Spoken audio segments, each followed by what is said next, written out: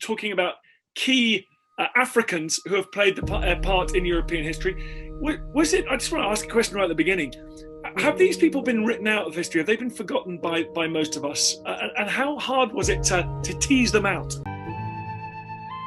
When one takes a look at the enduring cultural elements that were started in medieval Europe, some interesting practices emerge. The first one being the wearing of the wig. The practice started in the courtroom, and historical texts show that, until the 17th century, lawyers were expected to appear in court with clean, short hair and beards. Wigs made their first appearance in a courtroom purely and simply because that's what was being worn outside it. The reign of Charles II, 1660 to 1685, made wigs essential wear for polite society.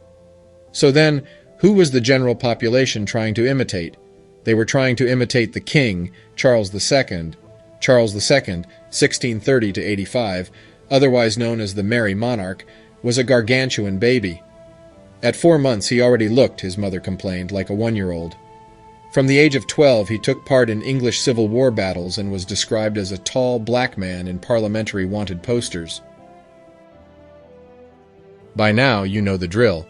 If Charles II was described as a tall black man, why would he be depicted as such on his painting shown in Wikipedia? Nevertheless, the imitation of his natural hair and that of traditional black nobility started to influence the very aspects of European culture. In these pictures we can even see how the medieval wigs imitate Kemetic hairstyles, even down to how the curly hair rests on the shoulders. So here it is important to ask, if these wigs were not made to mimic or copy African hairstyle, whose hair were they imitating? Surely not the natural European hairstyle, as the tight curly nature of the wigs cannot be found in that population.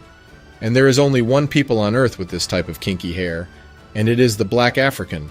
As the YouTube channel straight up said, if they could choose any type of hairstyle, why would they choose these particular African hairstyles in so many instances, and especially in royalty and high society? Another Black and History Channel gem. Along with the already mentioned The Debunker and Mr. Theory on X, do check them out. But women of medieval and late medieval Europe also copied another defining feature of black women. One feature that was, in recent time, denied or mocked, but that has become so sought after today that women are now paying large sums of money to imitate and obtain: the large posterior. And in Europe they went as far as creating appendages such as the bustle to specifically amplify the woman's posterior. The sole purpose of the device was to give European women the appearance of having a larger behind, just to give you an idea of how popular this body augmentation procedure has become. In 2020, 397,000 women underwent butt lift procedures.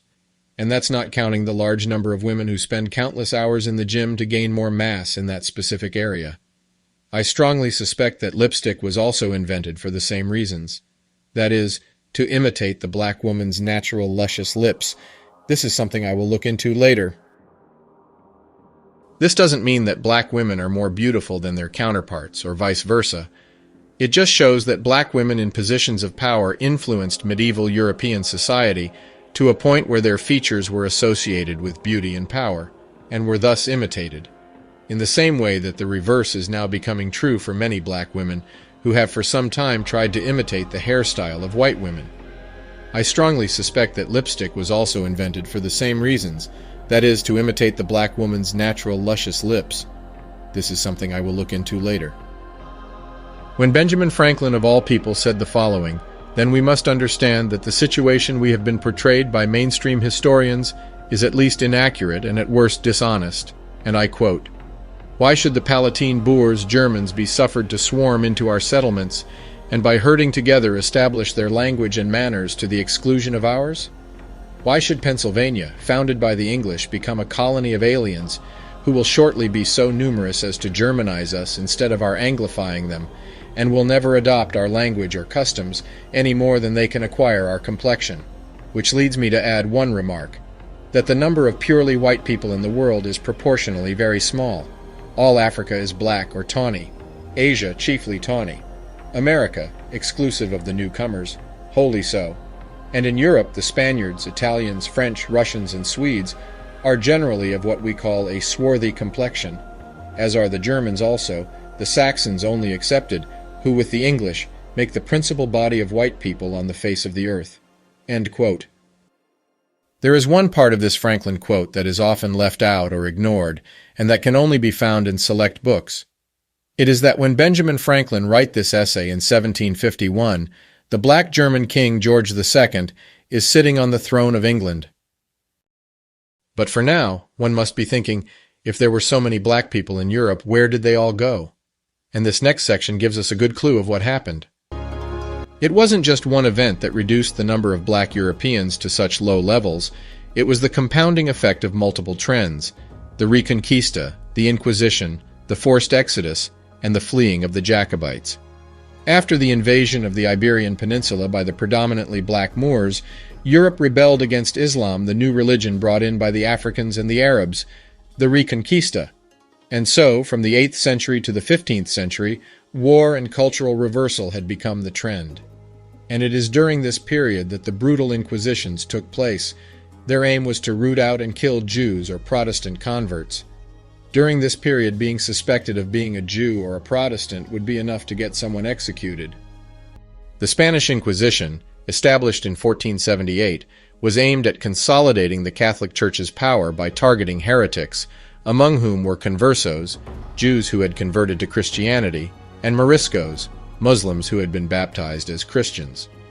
The Inquisition employed brutal methods, including torture, to extract confessions and enforce orthodoxy within the Spanish kingdom.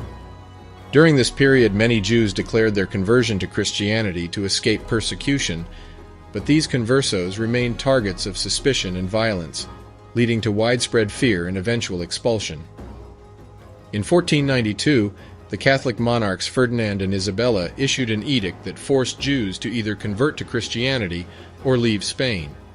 This expulsion had a catastrophic impact on the Jewish community, stripping many of their possessions and forcing them into exile.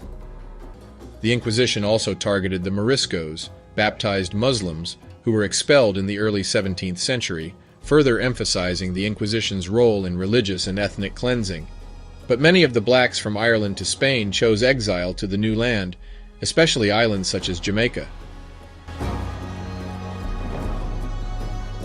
In the book Origin of the Anglo-Saxon Race, the author clearly shows that from the late 8th century, before the arrival of the Vikings whom they fought, a great majority of the inhabitants of Scotland and Ireland were black. And they are clearly spoken about in historical descriptions, but also in their names: Black, Blackman, Blackman, Blake, Suard, from Swarthy, Stuart, Sewart, and others.